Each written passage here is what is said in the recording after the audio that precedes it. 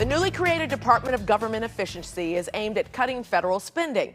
Billionaire leaders Elon Musk and Vivek Ramaswamy say one way to cut costs is to force all federal workers to return to the office because they believe that will lead to hundreds of people quitting. Therefore, the feds will save money. So what can you do if you're faced with a similar situation? Well, Tom Gimbel is here. A number of companies are ordering workers back into the office by January 1st. First of all, I didn't realize so many federal workers were working from home. I don't think a lot of people did, Okay. Micah. And when COVID hit and the months and years, obviously, now later, everybody, whether it's private or public company CEOs of the federal government, has been afraid to tell people to come back. Well, how has that affected us, our taxpayer, Well, our tax money? At the end of the day, what everybody doesn't remember is that the government workers, they're employees of ours. Right. We're the bosses. We pay their bills. Absolutely. Now, Yeah. we elect government officials to lead us, but every federal employee is getting paid on our tax dollar. And at the end of the day, do we think that there's too many employees in the federal government? Do we think there's a bureaucracy? And the lead-in, I get why you have to say it, that billionaires, Elon Musk and Vivek Ramaswamy, I get it.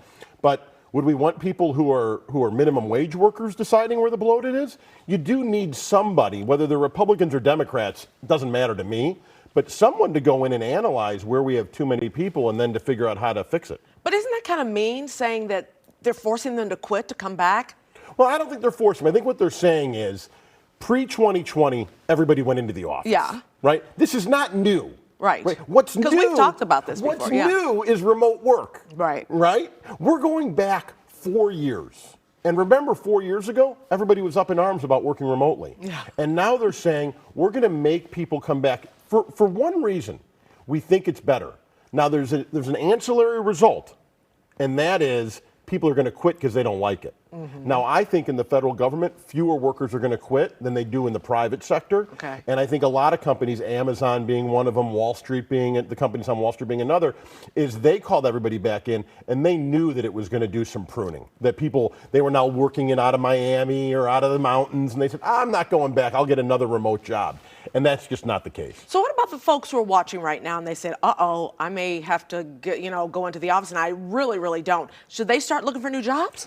I think you should always be ready. Okay. And I think if you love your job and you're really, really good, superior, on a 1 to 5 in your review, you get 5s on everything, you get more than the cost of living increase, and you're great. If you're the Michael Jordan of your office, I think you're going to be okay. Okay. The problem is, if you're not sure, you're probably not. And in that case, you better start getting in the mode of thinking, I'm going to have to go into the office.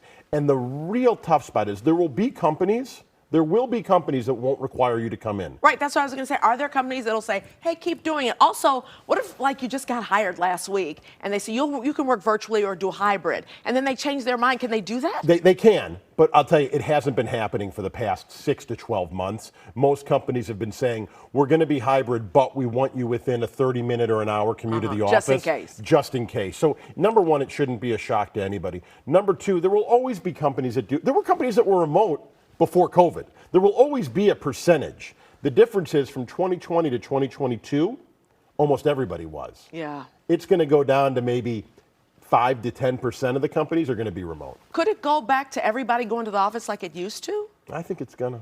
Shouldn't it, though? I think, me personally, you and I? I know you Look, want it to be. I've done my spot Zoom for what, a couple years? Right. I love and now coming you're coming in. I love coming in. And I think it's the same thing. It's more collaborative. You feel a bigger connection.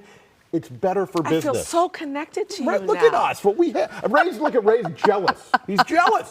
I'm just sitting over here. Thank you, Tom. Always Thank you good to very be much. with you. Always. We'll see you next week inside. Happy Thanksgiving. Oh, same to you. Yep. Happy Thanksgiving, Ray. Thank you. You too, Tom.